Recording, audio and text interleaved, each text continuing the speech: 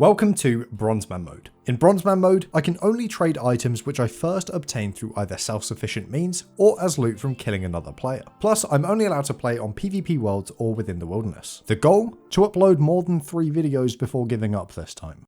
So let's try this again.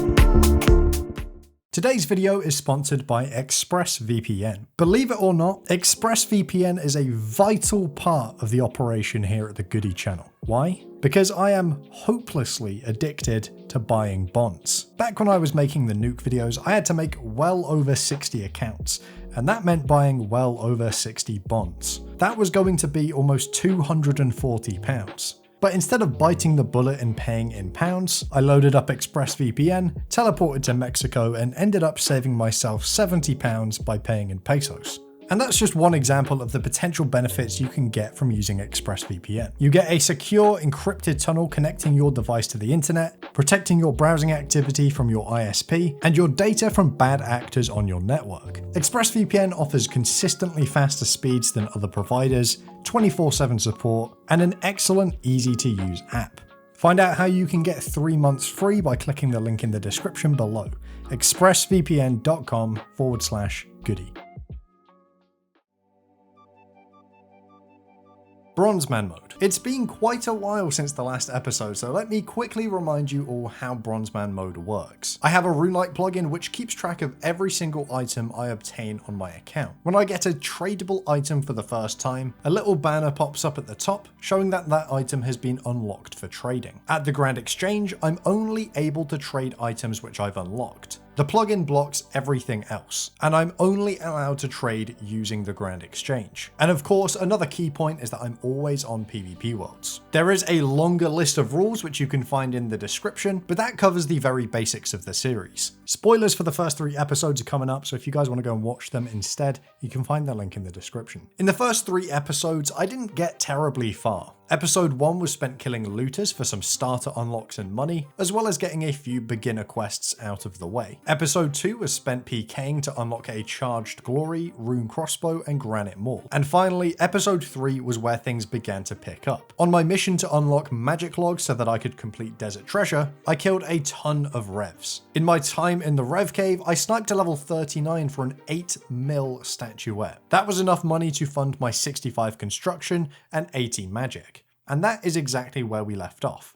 So what was next for Ray Willie J? Well, I wanted to PK, and to do that I was going to need 2 major upgrades. I needed teleblock, and I needed a new special attack weapon. And out of the options I had jumping back into the account, training magic first seemed like the most worthwhile grind. 80 magic is great for potting up to blitz or using charged god spells, but that damage isn't much use if the person I'm trying to kill can just teleport. Getting a few mage levels would let me pot up to use teleblock, and teleblock would undoubtedly lead to big kills and big unlocks. I decided to get 82 magic as soon as possible, and slowly work my way to 85 from there. But with only about 700 KGP to my name, I was going to need a cheap way to train mage. Thankfully, just a few days earlier, I'd been making a low-level teleblocker to bully hardcores in PvP worlds. In the process of making that account, I found that alching U longbows was about 70 GP profit per alch. Given that my bank at the time was only about 1.5 mil, profitable magic XP was way too good to pass up, and those prices probably wouldn't last forever. So I set my sights on unlocking U longbows so that I could buy bulk alchs. Looking at the wiki page for U longs, it was clear that the easiest way to unlock them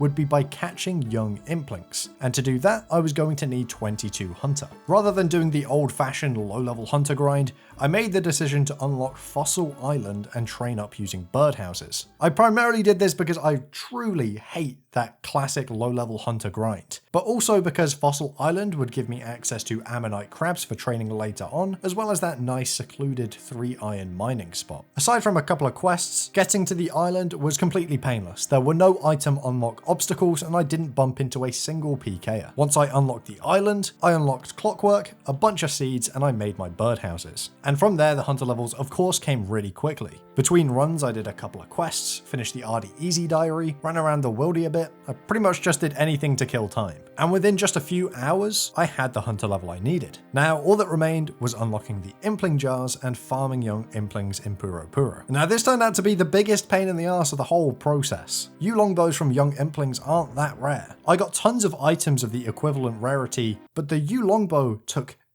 ages to show up. It took me about 300 implings and about an hour and a half to get it. Definitely Jeff Bezos. Whoa, I got it finally. Oh my god.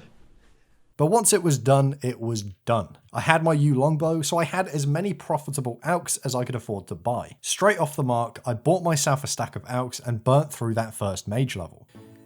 And 81 mage, which is perfect because now I can pot to TB, and I've already got tons of mage pots. I unlocked them like right away on this account. Right, 82 mage completed. 82 is nice because I get blitz, and it means that if I'm potting to TB, I have a bit more time to work with. Oh god, leave me be, man. Who is this? Wait a minute. Look who it is. Lil Willis have been scouted. God damn it, man. With training magic out of the way, I was eager to go and kill people. However, at that moment in time, I was deeply involved in C Engineer's PvP hardcore Iron Man hunt. And for him, I was a valuable asset. Oh my god, I got him. 250 mil in the bag. Bronzeman had me running around PvP worlds in all kinds of obscure locations, doing quests and constantly scouting. So instead of running into the worldy to go and kill people, I decided to lean into what was already working. I aimed to unlock mithril gloves so that I could carry on questing, running around the map and uncovering hidden hardcores. I did all of the necessary stat grinds to hit the quest requirements, and then I blasted through them all. Gertrude's Cat, Goblin Guys, The Golem, Shadow of the Storm, Free Evil Dave, Free Pirate Pete, Fishing Contest, Free the Dwarf, Big Chompy Bird Hunting, and Free the Ogre. And what was the loot from all of that? 20 mil. Sort of. It just so happened that while I was completing the Golem, I bumped into Disciple's PvP only Ultimate Iron Man. I had no expectation of finding anyone. I'm just questing. And there we go. A completely unexpected encounter where I didn't even have attack options enabled or teleblocks on me, but an encounter which gave C Engineer and I the drive and the information to hunt him down. Now that we knew he was doing Hunter, we spent days stalking his high scores and camping him at various locations.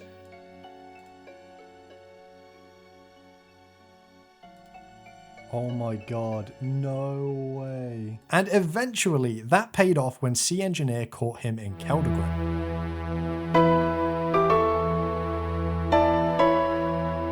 We got Curious here.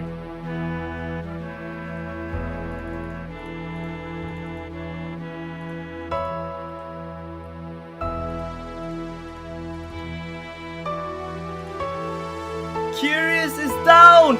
We got him! 40 mil bounty! Oh my god, look at all that. There he is. Smoke Flax 420. For the 40 mil bounty. There you go. Thank you very much.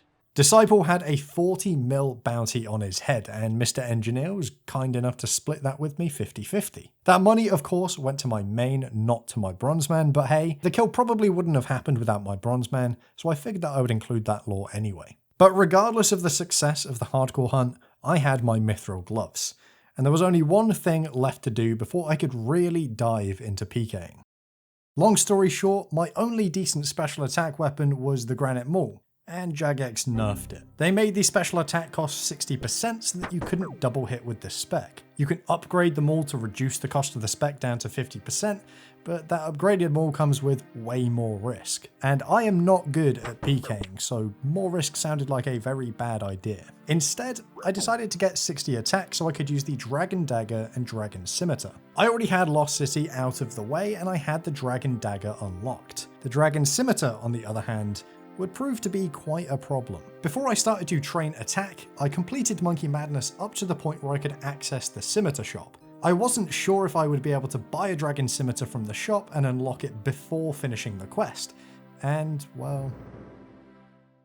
This was a massive complication because if I completed the quest, I would need to accept the defense experience before I could go back to Apatol. So if I wanted to buy the scimitar from the shop, my account would no longer be a 1 defense pure. And I wasn't ready to upgrade my account yet, so I wanted to find another way. But first things first, I slapped a bunch of ammonite crabs and pretty quickly got 60 attack. And that meant that I could use the dragon dagger. And finally, I had the potential to actually kill people. And on top of that, I had a major unlock to hunt for, the dragon scimitar. It was finally time for me to start PKing. I started my hunt for the dragon scimitar at Green Dragons. At the time, the Ferox Enclave had just come out, and a lot of people had no idea that if you were teleblocked, you couldn't pass through the barriers. This meant that it was a gold mine. There were hordes of noobs and gold farmers who had no idea how to escape PKers. Come on. Oh, hello. Oh, hello. Oh my god, you reckon him. Holy. Oh, I see it! Did I get him? I got him. I just PK'd a guy, it. Ben. You just PK'd someone? Holy shit. I camped out near Greens for the better part of a day, but I had absolutely no luck with a scimitar. But it wasn't a total loss. I farmed dragon killers consistently throughout the entire day and buffed my cash stack quite a bit. Oh, I see it. He's gone. He's out of the game. He's a gunner. Give me that hat, man.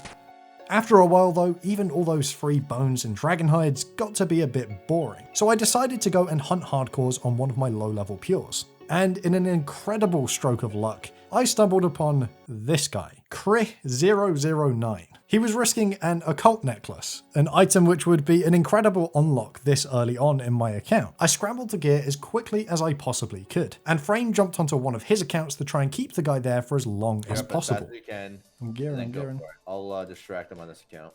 He's on mobile. He's on mobile. You need to do it. Okay, this is going to be awful. Just be forewarned. Oh. Wow.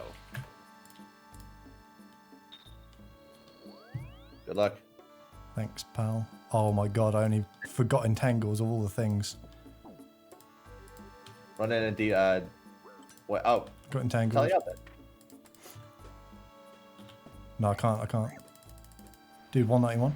Oh my god, yes! The bolt spec saved the day. Oh my gosh. Occult necklace unlocked. Oh man, that's so beast. Thank God for mobile PKers. Holy crap. I forgot entangles and I still managed to snag it. That's unfair, really. Of all things to forget. I know. It is more than fair to say that I did not deserve that kill, but I still got it. The occult necklace is an unlock which I hadn't even started to think about yet. I was still in the process of getting my most basic PKing gear. I had no intention of snagging high-level magic equipment so soon. I don't really have any use for it yet, but it will be nice to have for things in the future. Plus, it was actually a big boost to my bank. A 450k PK when your bank is only a couple of mil, that's beautiful. But boy oh boy, were things about to get a whole lot better. After the occult PK, I was enthusiastic about the hunt for the dragon scimitar, so I decided to take a more direct approach. Back when I was recording my one hitman video, I got absolutely embarrassed by someone who was wearing full ghostly and standing inside the wilderness level web. I went to go and click slash on the web, scrolled up in full Darox, then continued to click for about 15 seconds trying to figure out why the web was not yet slashed. I just couldn't see them at all. When I saw that skull, I felt like a complete idiot and gracefully accepted defeat and let them take my Darox. Well, that experience stuck with me, and I desperately needed to prove that I was not the only person dumb enough to fall for that. So I decided this was my chosen strategy for getting the dragon scimitar. It would only be a matter of time until someone with a dragon scimitar comes along and accidentally skulls on me.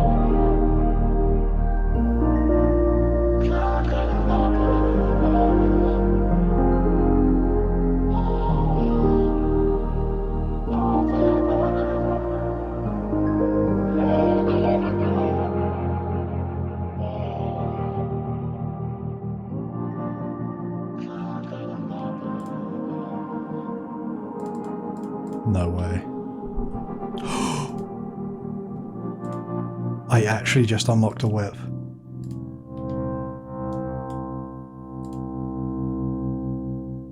Oh my god. I could not believe my eyes when I saw that whip drop on the ground. I wasn't expecting this strategy to work for hours, if it did at all. And then the very first person who came by had a whip, scolded on me, and then didn't protect item. This kill doubled my bank, unlocked one of the most important items in the entire game, and completely blew my mind. But there was just one problem. It wasn't a dragon scimitar. I don't want to sound ungrateful, I'm very happy that I got this abyssal whip. It saves me a lot of trouble in the future, and it was a lot of money. But right then, I was more concerned about right then.